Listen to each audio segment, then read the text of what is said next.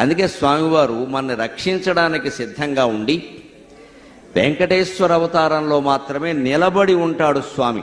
24 గంటలు, వారానికి 7 రోజులు, సంవత్సరానికి 365 రోజులు నిలబడి శంఖచక్రాలు ధరించి ఉంటాడు.